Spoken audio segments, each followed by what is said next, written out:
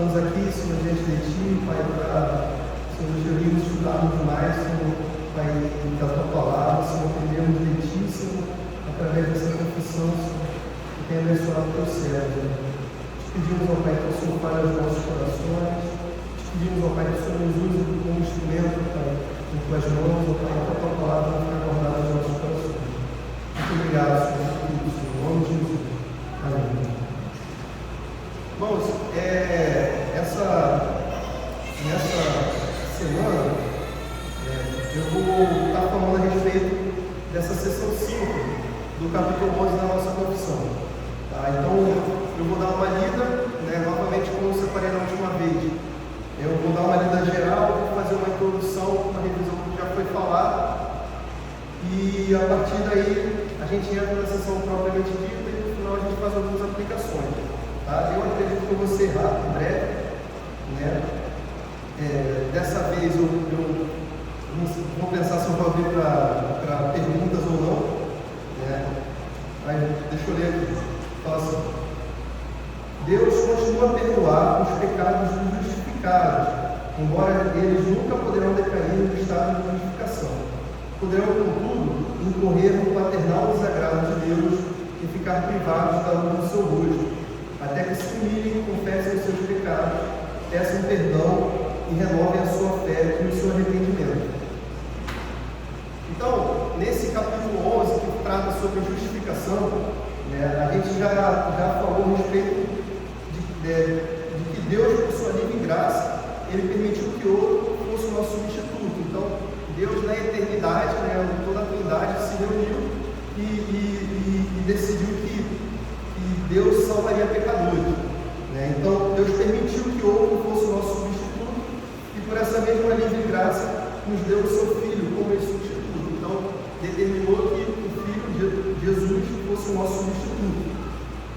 Então, outra parte que também já foi estudada nessa sessão, ela fala que foi um ato livre da graça de Deus levar uma parte dessa raça perdida em Adão para serem representados por Ele, e nos concedeu a recompensa pela obra realizada por Cristo. Então, nós não somos justificados pelas nossas próprias obras, como já foi falado aqui, mas nós recebemos as recompensas das obras realizadas por Cristo, da obra realizada por Cristo. E na nossa última aula, nós vimos que Deus ele decretou a justificação dos eleitos desde a eternidade, mas que ela ocorre num determinado momento do tempo, no momento que foi decretado por Deus e que o Espírito Santo aplica sobre os eleitos os méritos de Cristo. Então, novamente, a gente vê que Deus ele determinou na eternidade passada todas as coisas decretou a justificação dos eleitos, e em um determinado momento do tempo, Cristo veio e morreu pelos pecadores, pelos eleitos, e em um determinado momento na vida do cristão, na vida do homem que é eleito de Deus, num determinado momento, essas obras são aplicadas na vida do crente. Ele é regenerado, ele é justificado, certo? Então, em um determinado momento, os pecadores são justificados pelo mérito de Cristo. Nós, justificados pela obra que já foi realizada, e os que viveram antes do sacrifício de Cristo, pelo que ele faria, que vai ser o assunto que vai ser tratado na próxima sessão. Então, na próxima sessão vai ser tratado sobre o pessoal do Antigo Testamento. Eu vou passar um pouco sobre isso. O Marcos também na última aula chegou a falar um pouco sobre isso, mas não entrou no assunto. Certo? Então, entrando propriamente na nossa sessão 5, a confissão de fé destaca a imutabilidade dessa justificação, assegurando que os crentes não perdem sua posição justa diante de Deus. Então, o ponto central dessa sessão é justamente isso. A justificação ela é uma obra que ela não pode ser mudada, ela não pode ser revogada. Então, a partir do momento que o pecador ele é justificado por Deus, ele foi regenerado, ele foi transformado, ele recebe essa vocação eficaz e ele é justificado, e essa situação dele não pode ser mudada. Então, esse é meio que o âmbito dessa sessão 5. Então, eu vou estar citando aqui o Dr. Rod, no comentário que ele faz sobre a confissão.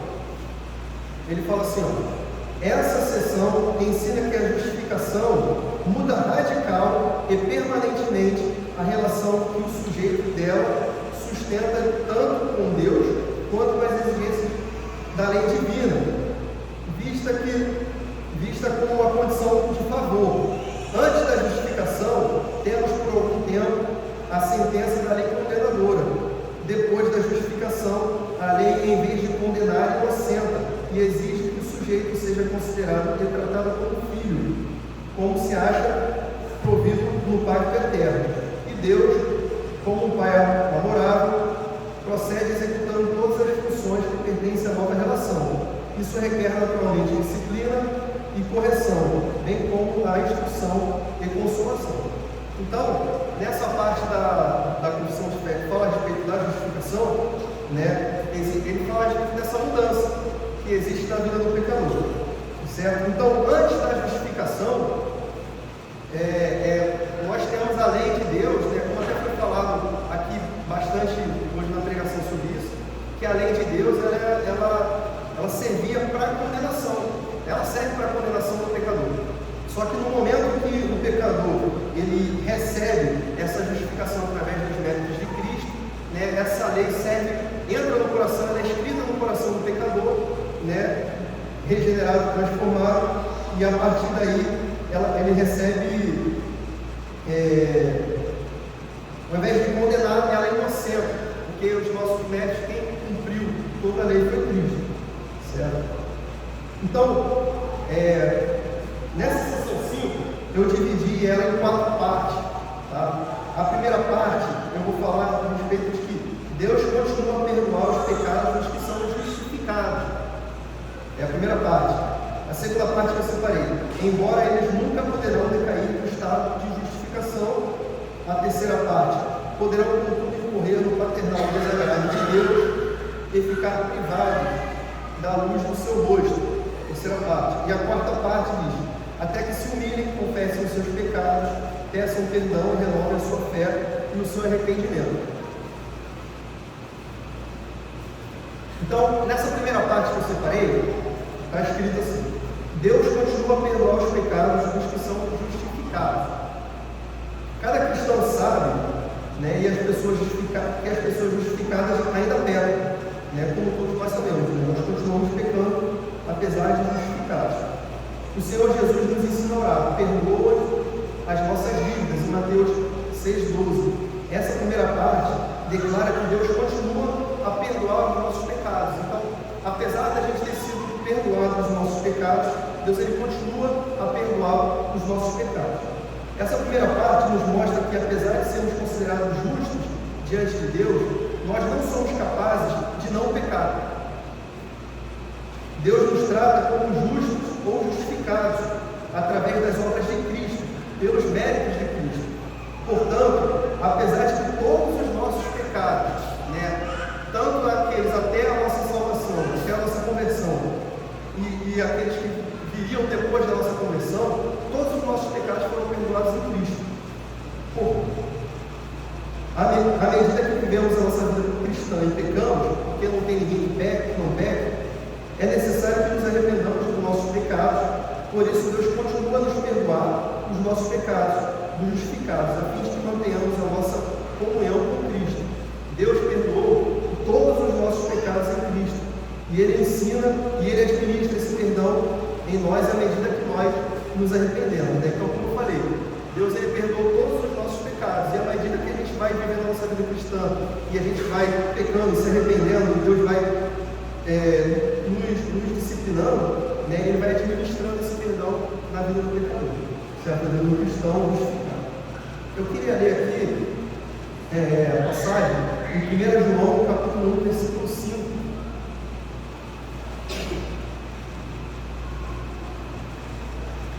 Pedir para alguém ler, por favor, 1 João, capítulo 1, versículo 5.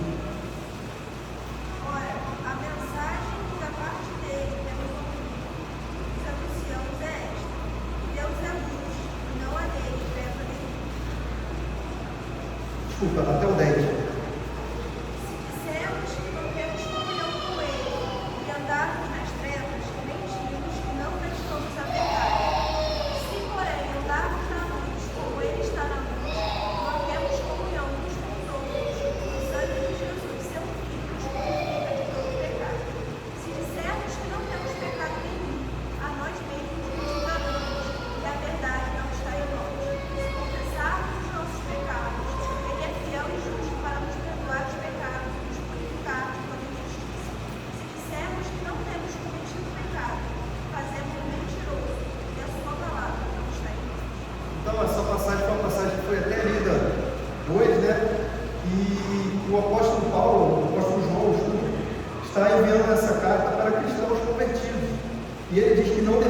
pecar. Mas também diz que se dissermos que não pecamos, fazemos um mentiroso. Ou seja, todo cristão peca, mesmo após ter sido justificado pelo sangue de Cristo. Repare que a Bíblia não justifica o pecado porque todos pecam. Então, não é porque todo mundo peca que a gente vai poder viver em pecado, não é porque todos os nossos pecados já foram perdoados em Cristo que nós podemos viver em pecado. Mas constata o fato de que pecamos e exorta a não pecarmos e a buscarmos a santificação, como nosso Deus é santo. Romanos, capítulo 6, versículo 1 e 2. Eu pedi para outra pessoa ler, por favor.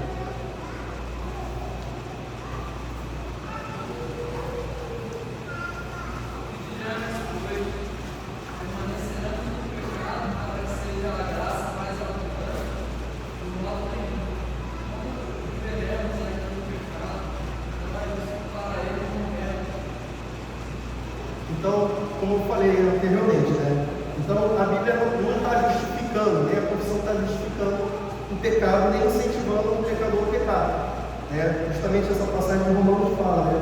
Então se a graça justifica o meu pecado, então se eu sou justificado, eu posso pecar à vontade, de maneira nenhuma. Né?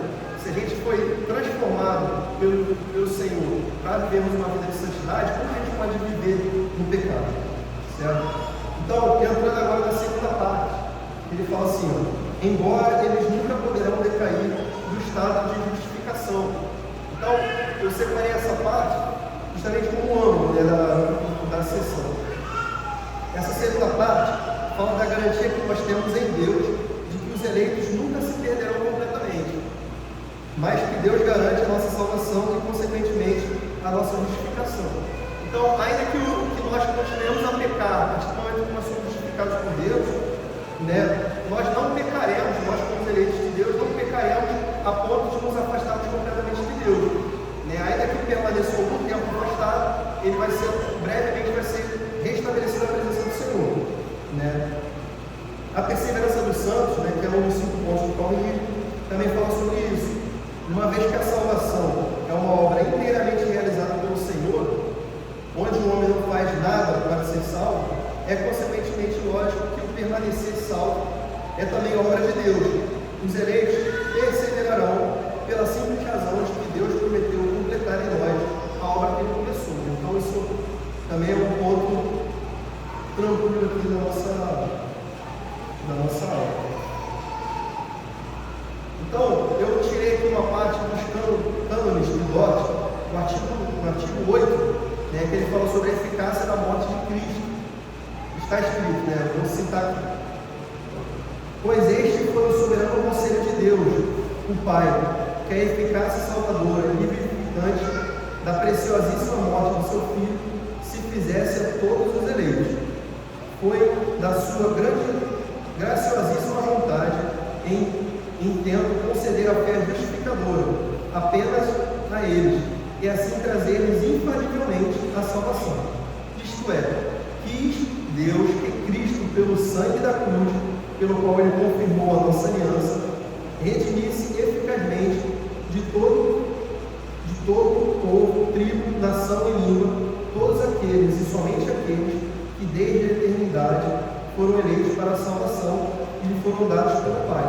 Então ele está falando aqui a respeito da eleição e de que Deus ele escolheu o seu povo, né? dessa eficácia da morte de Cristo. Ainda quis Deus que Cristo lhes desse a fé, a qual, juntamente com os outros dons salvadores do Espírito Santo, ele lhes adquiriu pela sua morte, para que pelo seu sangue pudesse purificá-los de todos os seus pecados, tanto do pecado geral quanto dos pecados reais cometidos antes e depois da fé, e para os guardar fielmente até o fim, e finalmente os apresentar a si mesmo em glória, sem nenhuma mácula ou rumo. Então, João 10, 24 a 29, vou pedir para outra pessoa ler, por favor.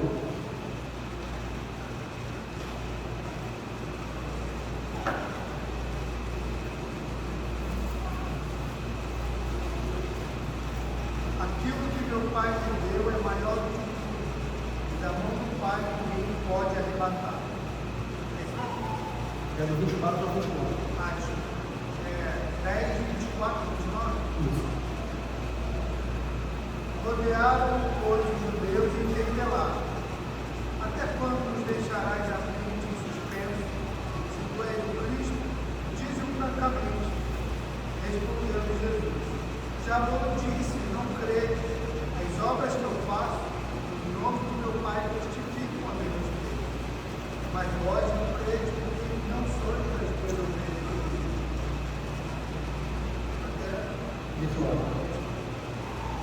As minhas ovelhas ouvem a minha voz, eu as conheço, elas me seguem. Eu lhes dou a vida eterna, jamais perecerão, e ninguém as arrebatará da minha mão. Aquilo que meu Pai me deu é maior do que tudo, e da mão do meu Pai ninguém pode arrebatar. Então Jesus estava sendo questionado ali pelos fariseus, né, a respeito dele, né, da situação dele, se ele era de fato Messias ou não. E Jesus questiona ele, né? Jesus fala para eles assim, eles perguntam para Jesus, os judeus: até quando nos deixará a mente em suspenso? Se tu és o Cristo, diz-o francamente. E Jesus responde para ele: já vos disse, e não credes. As obras que eu faço em nome de meu Pai testificam a meu respeito, mas vós não credes, porque não sois das minhas ovelhas. Ou seja, Jesus está falando aqui que ele está pregando, que ele está falando do reino de Deus, mas aquelas pessoas que estão indagando ali o Senhor, né, elas não creem porque elas não são as ovelhas dele, né, e elas não vão poder crer. No versículo 27, as minhas ovelhas ouvem a minha voz e eu as conheço, e elas me seguem. Então, quando ele fala, ele sabe que aqueles que respondem sinceramente ao Evangelho são as ovelhas de Cristo, né? São aquelas que foram escolhidas antes da fundação do mundo. Eu lhes dou a vida eterna, jamais perecerão. Então, é a promessa dessa certeza de que aqueles que ouvem a voz do Senhor são justificados, são regenerados e transformados, e eles jamais perecerão. E ninguém as arrebatará da minha mão, né? Nenhuma pessoa pode tirar os seus eleitos da mão do Senhor. Aquilo que meu Pai me deu é maior que tudo, e da mão do Pai ninguém pode arrebatar. Então, uma vez eu tive uma discussão, um debate, né, com o irmão em Cristo sobre esse ponto, né? Observe como seria uma afronta ao sacrifício de Cristo se um pecador justificado pelos méritos de Cristo fosse para o inferno por causa dos seus pecados. Ora, se Cristo pagou pelos seus pecados, Deus não foi pego de surpresa pelos pecados após a nossa conversão. Então, imagina, se Cristo ele morreu pelos pecados dos eleitos, e esse eleito, por causa do seu pecado, ele fosse mandado para o inferno, né? Como se Deus tivesse sido pego de surpresa por causa daquilo ali, com aquele pecado, né? Seria uma afronta, porque aquele sacrifício de Cristo por aquele pecador, ele teria sido em vão, né? E não pode, isso é uma afronta ao sacrifício de Cristo. Quando ele nos garantiu a salvação, ele nos perdoou de todos os nossos pecados, mas é necessário que nós nos arrependamos deles e nos cheguemos a Deus confessando os nossos pecados. Nenhum eleito consegue permanecer no pecado, pois fica incomodado até que se apresente diante de Deus arrependido, a fim de receber novamente a alegria da salvação e seja perdoado no tempo pelos seus pecados, que já foram pagos por alto preço. Então, novamente, com aquilo que foi falado hoje na pregação, né? Que o Senhor, quando Ele nos converte, né, Ele escreve dentro do nosso coração a lei dele. Então, um cristão verdadeiramente convertido, ele não fica confortável no seu pecado, né? Então, assim, quando o cristão ele peca, né, e todos nós pecamos, né, você não consegue ficar naquela situação até que você separe algum momento, que você se achegue a Cristo arrependido, né? Isso é uma demonstração do verdadeiro convertido. Ele não consegue viver o pecado, na prática do pecado. Ele tem que se chegar até Deus, ele tem que se aproximar até Deus com o coração quebrantado, né, e confessar o pecado dele diante de Deus, certo? Então, novamente, né, ninguém pode nos arrebatar das mãos do Senhor, né? E como ele fala aqui, embora eles nunca poderão decair no estado da justificação. Então, nós como cristãos, como justificados pelo Senhor, jamais podemos decair dessa condição, certo? A terceira parte que eu separei vai ser o poderão. Então, assim, poderão, contudo, incorrer no paternal desagrado de Deus e ficar privados da luz do seu rosto. Então, O homem cristão justificado, quando peca e cai nesse desagrado ao Senhor, ele pode ser privado da luz do rosto do Senhor, denotando que uma consequência terrível do pecado é o afastamento de Deus, uma perda temporária dos benefícios de se ter o Senhor, Deus, em nossas vidas. Deus quer castigar, quando Deus quer castigar o homem, ele deixa entregue aos seus próprios pecados, mas o crente não consegue permanecer no pecado por muito tempo. E eu vou pedir para abrir aqui em Salmo 32, do 3 a 6.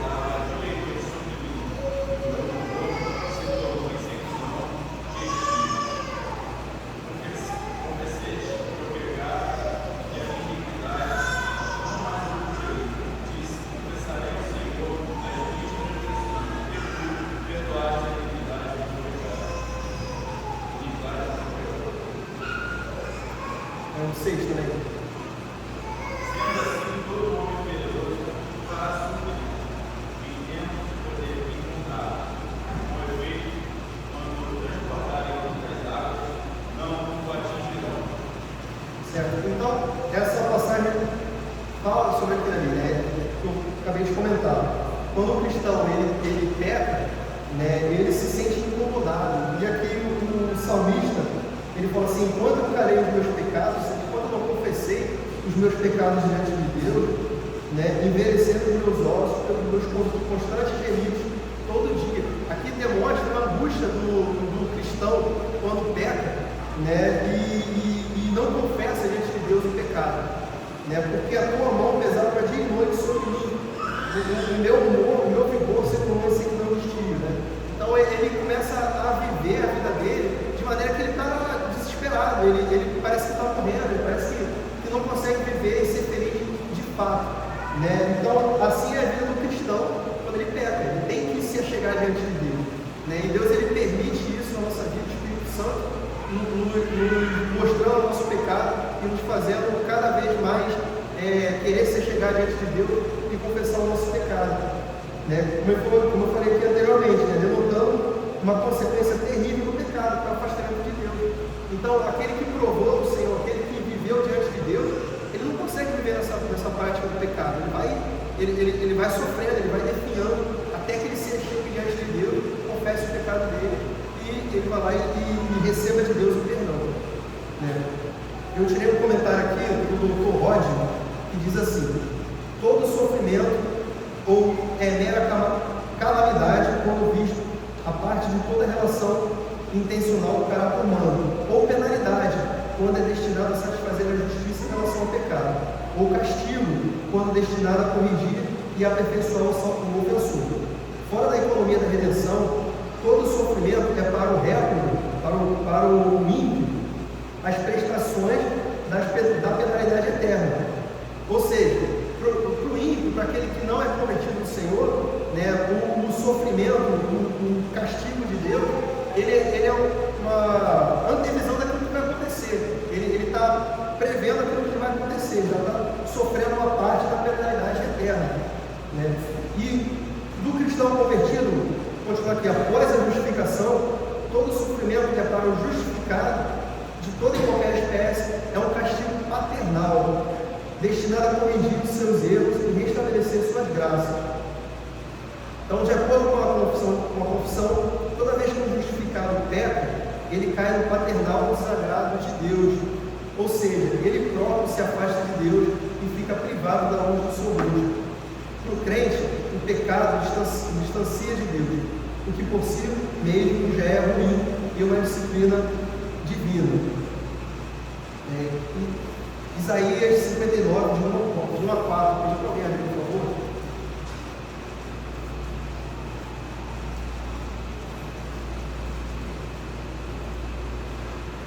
Eis que a mão do Senhor não está encolhida, para que não possa salvar, nem surdo seu ouvido Então, fala. Mas as vossas iniquidades fazem separação entre vós e o vosso Deus. Os vossos pecados encobrem o seu rosto de glória, para que não ouçam. Porque as vossas mãos estão contaminadas de sangue, e os vossos dedos de iniquidade. Os vossos lábios falam mentiras, e a vossa língua profere maldade. Ninguém há que clame pela justiça, nem que compareça no juízo pela verdade. Confiam no que é nulo e andam falando mentiras. Conservem o mal e dão à luz a iniquidade. Então, novamente, essa passagem ela prova aquilo que eu falei anteriormente, que o pecado, ele nos afasta de Deus, ele nos torna distante de Deus. E isso, por si só, já é uma disciplina de Deus, além das outras disciplinas que o Senhor muitas vezes dá. E vem comentando esse texto, ele diz: se as nossas orações não são respondidas e não se realiza a salvação que esperamos, isso não se deve ao fato de que Deus tenha se cansado de ouvir a oração, mas que nós estamos cansados de orar. Note aqui o pecado com as suas verdadeiras cores, ou seja, um pecado nu e cru, ele fala assim, e observe em suas consequências, tão danosas que nos separam de Deus, de suas bênçãos e nos conduz todo o mal. As multidões se alimentam de sistemas infiéis e perversos para sua própria destruição. Sua destreza ou astúcia para conceber estratégias, como uma aranha que tece sua teia, não pode salvá-los nem livrá-los. Nenhuma estratégia de salvação autoconsumada servirá aos que desprezam a túnica da justiça do Redentor.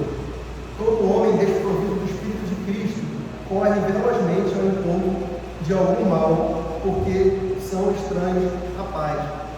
Então, eu achei muito bonita essa comparação que ele colocou aqui. Nenhuma estratégia de salvação autoconsumada servirá aos que desprezam a túnica da justiça do Redentor. Então, não tem como o homem se achegar a Deus se não for através dos méritos de Cristo, se não for se arrependendo dos seus pecados. E indo agora para a última parte dessa sessão, ele fala assim: até que se humilhem e confessem os seus pecados, peçam perdão e renovem a sua fé e o seu arrependimento. Quando fomos regenerados, todo o nosso ser foi transformado.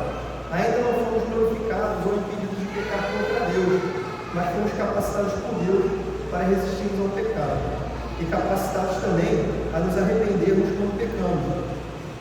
O Senhor quer que nós nos acheguemos a Ele todas as vezes que pecamos, como Davi, um homem segundo o coração de Deus, que se chegou a Deus arrependido, clamando pelo perdão. E qual pai não perdoa o seu filho arrependido? Ou qual pai não olha para o seu filho esperando que ele faça o que é correto?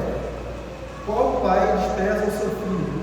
Mas ainda que um pai terreno possa desprezar o seu filho, o nosso Deus, nosso Pai Celestial, nos promete que não nos rejeitará. Então, novamente, quando nós fomos transformados por Deus, nós não fomos impedidos de pecar, mas nós fomos capacitados pelo Senhor para resistirmos ao pecado. E a gente tem que cada vez mais resistir ao pecado, e quando nós pecarmos, nos arrependermos diante de Deus. E eu queria abrir aqui Salmo 27, versículo 7 até o versículo 10. Pedir para outra pessoa ler, por favor.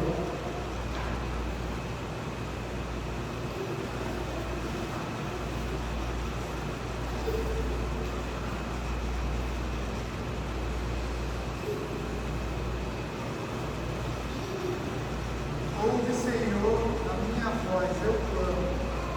Compadece-te de mim e responde. Ao meu coração me ocorre. Buscai a minha presença. Buscarei, pois, Senhor, a tua presença. Não me esconda, Senhor, a tua face. Não me deixes escondido o teu servo. Tu és o meu auxílio. Não me recuses nem me desampares, ó Deus da minha salvação. Que se meu Pai e minha fortaleza farás, o Senhor me apoderará. Certo? Então, irmãos, nós que somos pais, nós podemos assim olhar para os nossos filhos. Eu estava assistindo uma parte de uma pregação que o pastor ele contou do filho dele que teve um problema. Era um problema pequeno, né? A gente, às vezes, tem filho pequeno em casa, às vezes nosso filho chega, né? Um sobrinho, um parente chega pra gente assim e fala assim, pô, como é que resolve isso aqui? Como é que conserta isso aqui? Às vezes minha filha quebra alguma coisa e acha que eu sou capaz de consertar qualquer coisa, né? E a gente às vezes faz ali das tripas ao coração para poder conseguir consertar aquilo ali, aquele brinquedo, porque se você for ver, às vezes é mais barato você comprar um outro que você consertar. E assim, a gente vê com aquela criança ali, aquilo ali é uma coisa tão importante, né, que a gente, como pai, a gente se compadece, a gente chega ali, dá atenção, pega aquilo ali, conserta, ajeita, entrega e a criança volta toda feliz como se tivesse feito a coisa mais difícil do mundo, né? E assim, o nosso Deus, ele é assim, né? Como eu falei aqui, não tem como a gente chegar diante de Deus com o coração arrependido, né, e a gente ser rejeitado diante de Deus, não tem como. Os nossos problemas, as nossas dificuldades, as nossas lutas contra os pecados, elas são nada diante de Deus. E quando Deus ele olha para a gente, né, ele olha como um pai que olha para o seu filho ali, arrependido, né? A gente chega, Senhor, eu não consigo vencer esse pecado, Senhor, eu não consigo vencer essa situação, eu não consigo passar por isso. E o Senhor, ele olha para nós como nós olhamos para os nossos filhos, né? Eu costumo dizer que muitas das vezes, quando a gente está disciplinando o nosso filho, muitas das vezes o Senhor está corrigindo mais o nosso coração do que propriamente o coração da criança. Você chega para corrigir teu filho, você vê ele rebelde, você vê, e parece que Deus fala no teu coração ali. Você assim, ó, querendo fazer a coisa errada, querendo o caminho mal, você puxando ali. E muitas das vezes Deus está trabalhando no nosso coração. Deus está falando conosco, né? E tem um comentário aqui do Dr. Roger falando sobre essa passagem de Salmos 32, né? Salmo 27.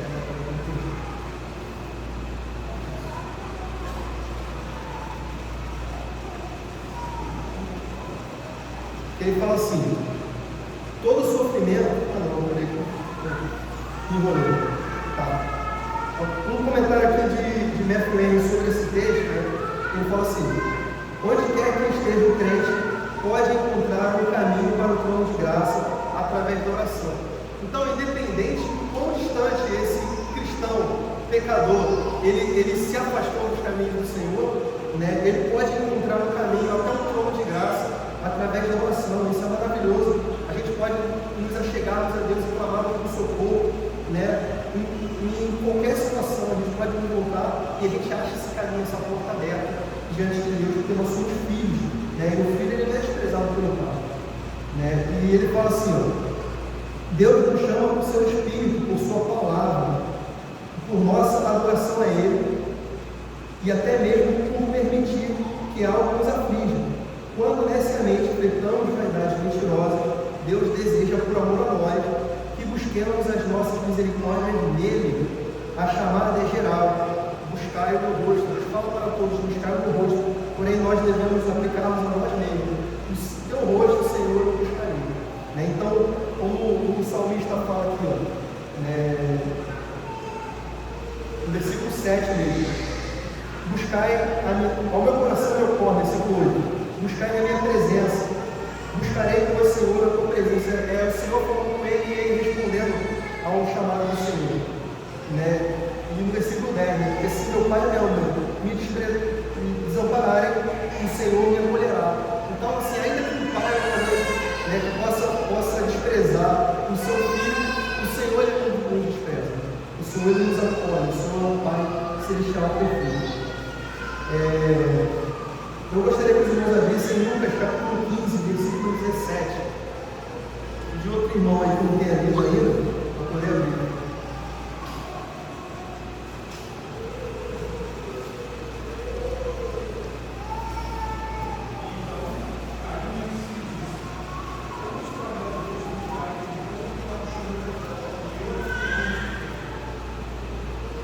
Até o 19.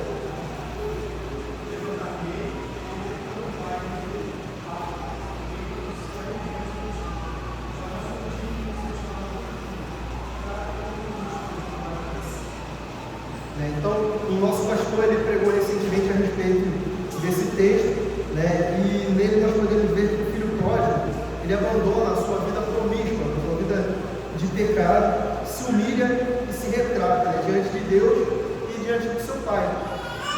Fala assim, ó, pai, pequei contra o céu e diante de ti. Na sua fala, ele diz que merece a punição, né? Ele reconhece que ele merece ser punido como um filho pecador, né? Mas o pai age com ele, não como condenação. O Senhor não chega para ele, o pai daquela parábola, né? Ele não chega para o filho com uma condenação com ele, fala, ó, você agora vai trabalhar para mim, vai viver como se fosse um meu escravo. Não, o Senhor restabelece a sua presença, o Senhor traz de volta, faz uma festa para ele, né? E esse pai, simbolizando o nosso Pai Celestial, ele nos trata como filho, né? De maneira que não nos trata sempre os nossos pecados, mas nos restabelece esse direito, né? de filho, como sendo filho. Então, essa é a diferença entre a correção do réprobo daquela ministrada aos filhos de Deus. Deus corrige, disciplina o seu filho, buscando uma correção de volta. Então, quando Deus ele disciplina o seu povo, ele não está executando juízo sobre o povo, ele não está executando juízo sobre o pecador, sobre o homem cristão. Ele simplesmente está buscando que esse filho se volte. É como um pai, ele corrige, né, o seu filho que está pecando, que está fazendo alguma coisa errada. Assim é o nosso Deus, né? Porque se a gente não é corrigido por Deus, a gente é tratado como bastardo, certo? Como não como filho.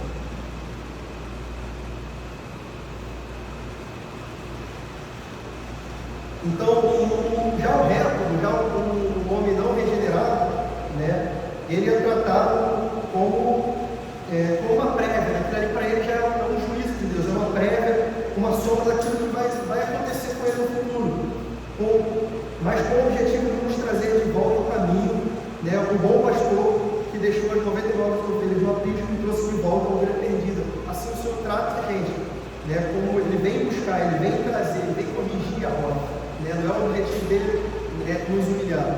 Então, novamente, como eu tinha falado aqui, né, até que se humilhem e confessem os seus pecados, peçam perdão e renovem a sua fé e o seu arrependimento. Então, Deus ele permite que o cristão ele passe por esse sofrimento para que ele se humilhe, para que ele volte com esse objetivo de disciplina propriamente dita. Certo? Eu queria que os irmãos abrissem rapidamente aqui, 2 Crônicas 7, 12 e 14. Vou colocar a pessoa ali, por favor.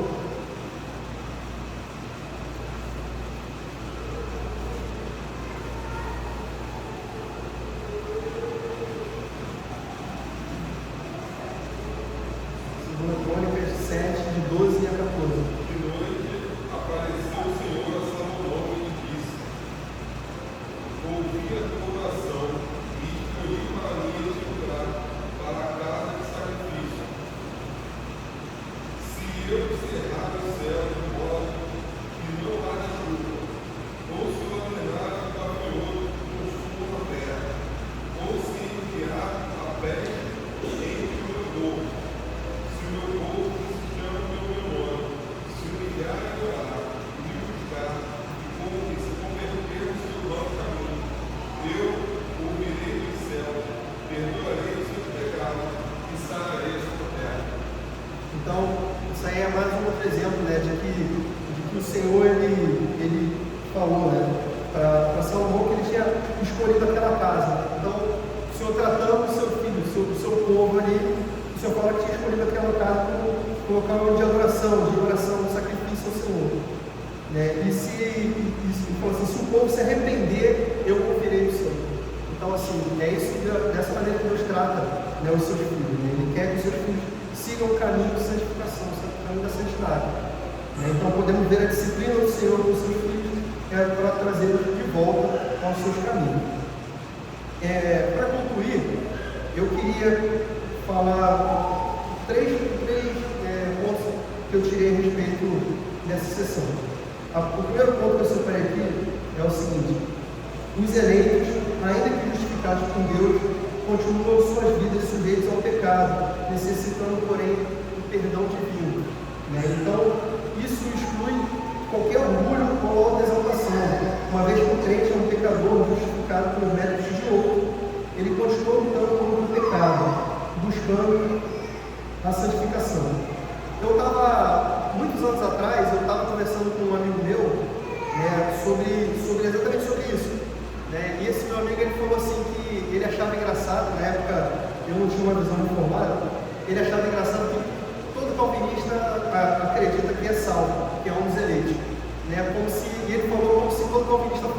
orgulhoso por causa disso. E depois de muitos anos, assim, que foram passando, aquela palavra eu guardei aquilo ali. E assim, é muito pelo contrário, né? Quem entende a doutrina calvinista sabe que ela é muito pelo contrário disso. Você, na verdade, você entende que você é salvo não pelos seus próprios méritos. E a partir daquilo ali, aquilo te dá uma humildade, porque você vê, pô, se eu, sendo pecador, continuo minha vida lutando contra o pecado, eu sou um salvo do Senhor, eu sou um dos eleitos, Deus decidiu me salvar, Deus pode salvar qualquer um. Então, como eu falei aqui, isso exclui o orgulho com a autoexaltação. Uma vez que o crente é um pecador justificado pelos méritos de outro. Então, quando você entende isso, você anula o orgulho, você anula qualquer autoexaltação. Isso torna o crente mais disposto a evangelizar, mais disposto a falar do Evangelho, mais humilde, sabendo que se Deus salvou um pecador como eu, Ele pode salvar o mais de um pecador ainda não convertido pelo Senhor. Então o Senhor, se Ele pode salvar cada um de nós, se Ele pode salvar qualquer um. Porque a gente vê a misericórdia do Senhor, a graça do Senhor na vida dos seus eleitos. E outra coisa que eu separei aqui foi: embora pequem, não decairão no seu estado de justificação. Isso é uma certeza da qual nós podemos descansar. Deus não nos deixará caídos, mas nos sustentará até a sua vinda, onde não haverá mais pecado ou tentação, e seremos completamente incapazes de pecar. Então, essa certeza ela traz um bálsamo para o nosso coração, porque a gente sabe que se essa obra ela não começou em nós, ela começa em Deus, e Deus ele decidiu nos salvar, Então, assim, Ele vai manter, Ele vai cumprir a obra dele, e isso é uma certeza no nosso coração, isso é um bálsamo, uma tranquilidade que nós podemos ter dentro do nosso coração. E um terceiro ponto que eu separei aqui é que a correção divina visa o arrependimento e o retorno das boas obras, no juízo ou condenação. O amor de Deus, Pai, é tão grande que Ele sempre nos corrige, nos disciplina para que não voltemos para Ele, para que nos voltemos para Ele, conforme o texto do Salmo 89, do 30 ao 34. Eu vou ler aqui. Ele fala assim: se os seus filhos desprezarem a minha lei e não andarem nos meus juízos, se violarem os meus preceitos e não guardarem os meus mandamentos, então punirei com vara as suas transgressões e com açoite a sua iniquidade, mas jamais retirarei dele a minha bondade, nem desmentirei a minha fidelidade, não violarei a minha aliança, nem modificarei o que os meus lábios proferiram. Então, assim, essa passagem é uma passagem maravilhosa, uma passagem muito bonita, que fala realmente do amor do nosso Deus Pai, nos tratando com compaixão, nos tratando com misericórdia, com graça, com amor incondicional. E assim, tudo isso é tudo que nós encontramos em Cristo. E ele fala assim, tinha um comentário do Matthew Henry sobre esse texto. Ele fala assim como o Senhor corrigiu a posteridade de Davi por causa das transgressões dele, do mesmo modo o seu povo será corrigido por causa dos pecados que vierem a praticar. Porém, trata-se de uma vara, não de uma espada. Tem a finalidade de corrigir e não de destruir. Então, a gente lê os textos do Antigo Testamento, a gente começa a ver como o Senhor ele tratava o seu povo, e a gente entende da mesma maneira como o Senhor trata o seu povo hoje, ele fala assim: Deus é um Deus só. E como ele falou aqui, trata-se de uma vara, não é uma espada para poder destruir, para poder matar, é uma vara para poder corrigir, é para disciplinar o seu filho. E ele fala assim: é uma vara nas mãos de Deus, que não é somente sábio, mas é a fonte de toda a sabedoria. Então não é a vara na mão de um pai pecador que está tentando fazer o certo para poder criar o seu filho nos caminhos do Senhor e disciplinar ele nos caminhos do Senhor. Mas é um Deus que ele não é somente sábio, mas ele é a fonte de toda a sabedoria. E que sabe o que faz, é cheio de graça e fará o melhor. É uma vara que eles jamais sentirão, a menos que se faça necessário. Não é uma vara que Deus vai disciplinar o seu povo de forma injusta, mas de maneira justa. Assim como o sol e a lua permanecem no céu, e não importa quais sejam as mudanças que aparentemente haja nela, e novamente reaparece no devido momento, do mesmo modo o pacto da graça feito em Cristo Jesus não deve ser questionado, não importa qual seja a alteração que aparentemente aconteça entre as pessoas. Né? Então, como eu falei aqui, né, que o Senhor, ele é um Deus maravilhoso, e essa correção dele, ela busca nos trazer para perto de Deus, para nos corrigir. E como ele fala aqui, ó, então, versículo 32, então punirei com vara as suas transgressões e com as açoites a sua iniquidade, mas jamais retirarei dele a minha bondade, nem desmentirei a minha fidelidade, não violarei a minha aliança. Então esse é o Deus que a gente serve, esse é o Deus que a gente adora, né? Que a gente recebeu a nossa salvação. Amém, irmãos? Alguém tem alguma pergunta para eu fazer? O pessoal outra vez aí falou que eu não abri para pergunta. Então, sem perguntas, eu vou estar orando, para a gente poder estar agradecendo a Deus. Senhor, nosso Deus e nosso Pai, nós estamos aqui, Senhor, diante de Ti, Senhor. Pai, alegre, Senhor, contente, ó Pai, porque vemos, ó Pai, que o Senhor é um Deus amoroso, que é um Deus poderoso, ó Pai, que garante, Senhor, essa salvação em nós. Te agradecemos, ó Pai, que não foi pelos nossos méritos, ó Pai, que nós nos achegamos a Ti. Te agradecemos também, Pai, porque não é pelos nossos méritos ou pela nossa própria força, Senhor, que nós nos mantemos, ó Pai, diante de Ti, Senhor, aos Teus pés. Pai, que o Senhor continue nos ajudando, Senhor, nessa luta, Senhor, diária contra o pecado, né? Que o Senhor nos santifique nos Teus caminhos, Senhor. Que o Senhor abra os nossos olhos, que o Senhor cuide de nós. Guarda o Teu povo, Senhor, que essa palavra venha ficar, Senhor, no coração do Teu povo, Senhor. Que o Senhor venha nos levar para os nossos lares em paz e segurança. Que o Senhor venha nos dar, Senhor, amanhã, à noite, Senhor, um culto abençoado. Fica com o Teu povo, Senhor.